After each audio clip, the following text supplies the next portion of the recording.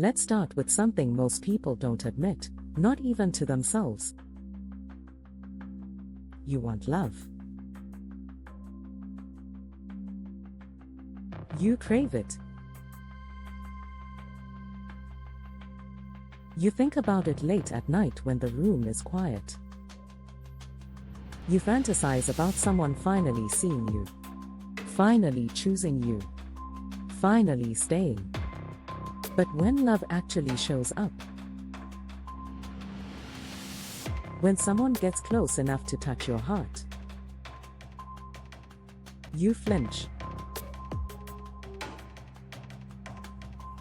You shut down. You sabotage. Why? Because the part of you that wants love is constantly battling the part of you that's afraid of being seen, afraid of being hurt, afraid of being loved. This is for the people who always ask, why do I keep ruining things when they're finally going right? Why do I back away from the people who actually care? Why do I feel uncomfortable when someone says they love me?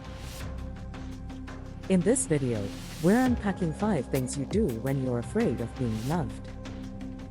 Some of these behaviors look harmless, even logical. But they're driven by fear, not wisdom. And until you see them clearly, they'll keep repeating. Again and again. If you've ever wondered why your love life feels like a cycle you can't break, this might be the video that finally explains why. Let's begin. Behavior number 1, you downplay your own needs. I don't want to be too much. I'm fine either way. It's okay, don't worry about me. Sound familiar? When you're afraid of being loved, you shrink. You become the easy one. The low-maintenance partner. You convince yourself that having needs is a burden, and being loved means not needing anything. This shows up in subtle ways. You say yes when you want to say no. You stay silent when something bothers you. You never ask for reassurance, support, or help, even when you're struggling. Why?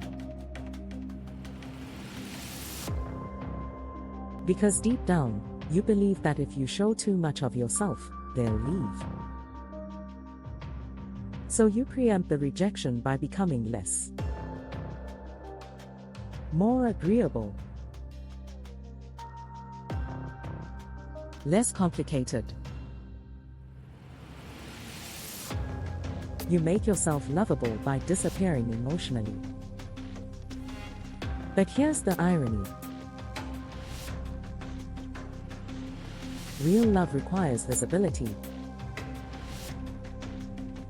It requires being known. And when you constantly suppress your needs, you're not being loved, a version of you is. A curated, manageable version. The moment you begin expressing your true feelings, your true boundaries, your true self, that's when love either deepens or disappears. And if you're afraid of love, you'd rather avoid that risk. So instead, you downplay your truth. But the cost? You never get to feel fully safe, fully seen, or fully loved. Because you never give anyone the chance. Behavior number 2, you pick people you know won't love you back. This one is brutal. Because it feels like you're trying. It feels like you're open. Dating. Giving people a chance. But take a closer look at who you choose. You're drawn to the unavailable ones. The ones who aren't over their ex. The ones who aren't emotionally ready. The ones who keep you at arm's length.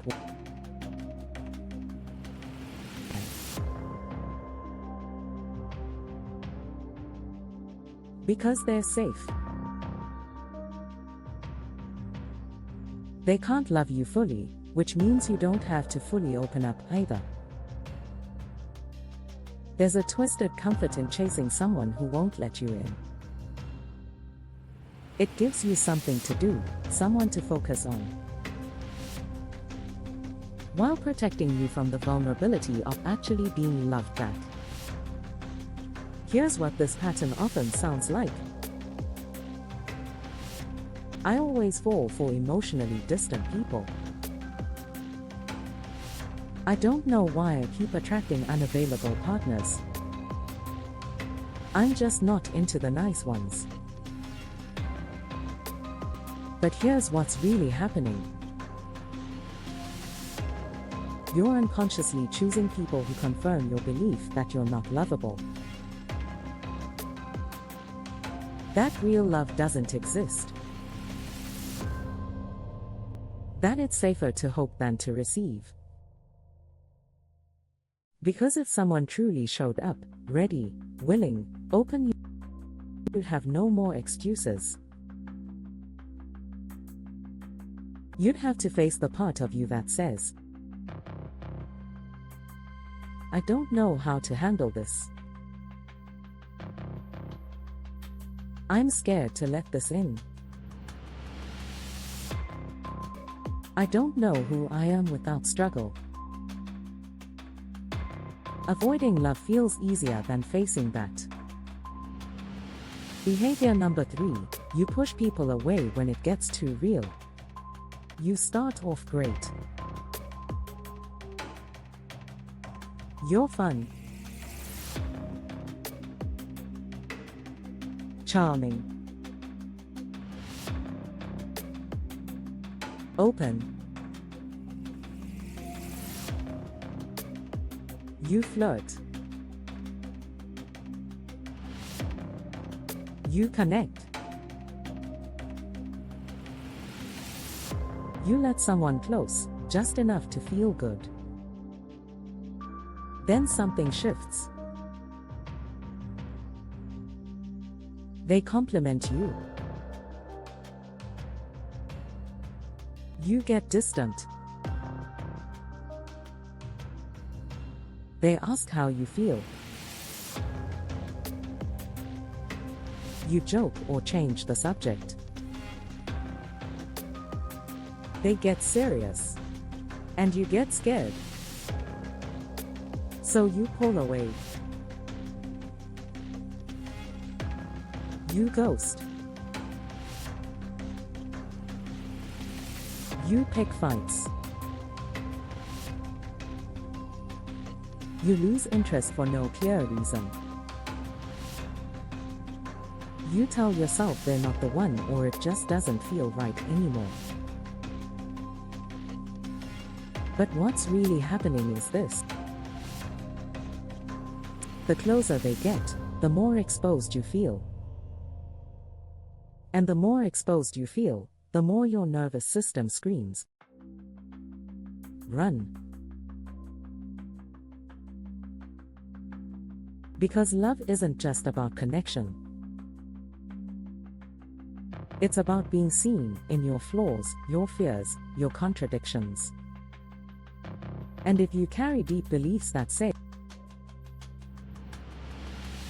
I'm not lovable when I'm fully known. People always leave when I show who I really am. Love equals loss. Then letting someone close isn't just vulnerable, it's terrifying. So you push them away before they can see too much. Before they can leave you. Before they can hurt you.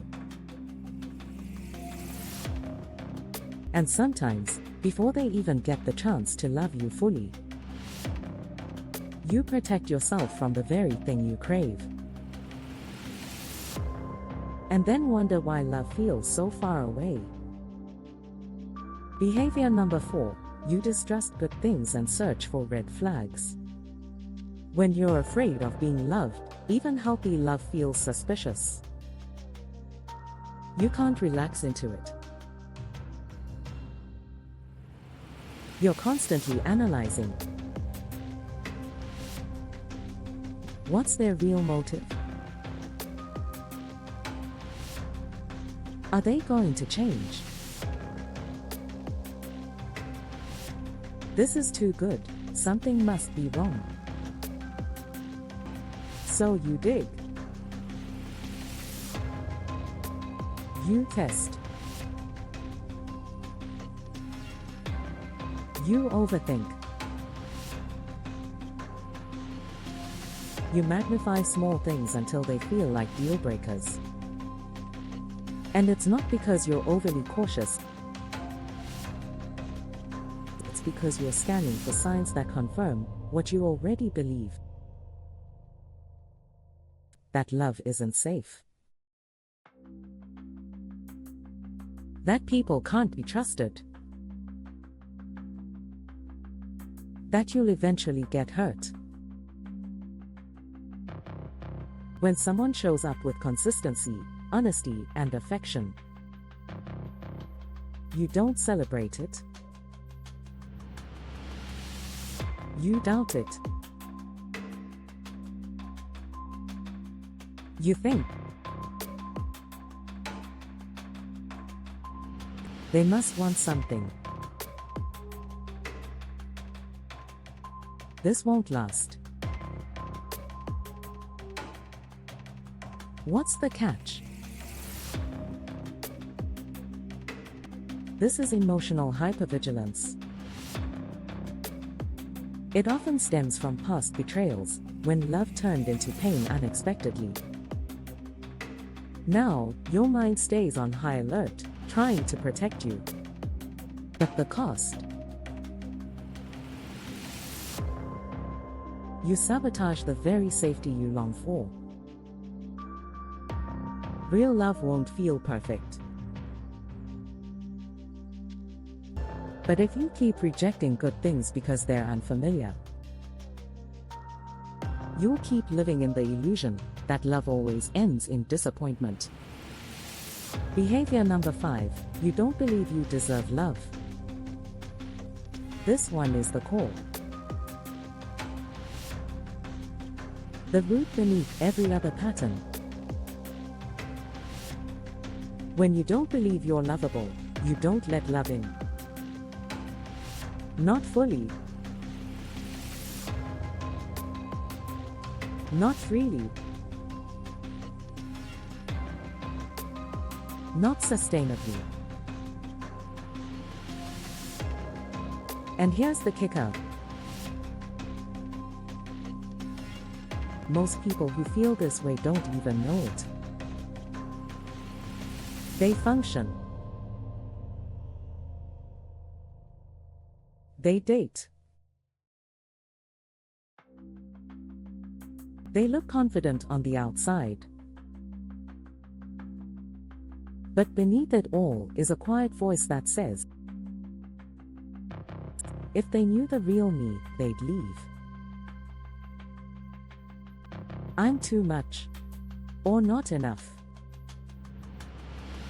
People love my mask, not me. This belief shows up in how you choose partners, how you communicate, How you respond to kindness. How you set or avoid boundaries. And the most heartbreaking part. When someone does try to love you fully, you can't accept it. You either sabotage it or feel like it's a mistake. You wait for them to wake up and realize they were wrong about you. But they're not wrong. You just haven't learned to see yourself through the eyes of love yet. That's not your fault. Maybe you were never shown unconditional love growing up. Maybe love always came with expectations, pressure, rejection, or pain. But you can unlearn that. You can build new beliefs. It's not about being fixed. It's about being real and realizing you're still worthy of love exactly as you are. Before to finish, remember that love is terrifying when you've been taught it's dangerous. It asks you to open when your instincts say protect. It asks you to trust when your past screams guard your heart. But the truth is this: you don't need to be ready to be loved. You don't need to be perfect. You don't need to fix every flaw before you let someone in. What you need is awareness, compassion, and the willingness to say, I'm scared, but I still want this. Fear doesn't disappear, but you can make love the louder voice. And that choice, that's where healing begins. Which one of these 5 hit you the hardest? Leave it in the comments, it might help someone realize they're not alone. If this made you feel seen, if it gave you a new perspective on your patterns, share it. Someone you know might be running from love too. And if you're on a journey of healing and real connection, subscribe. Because this is just the beginning.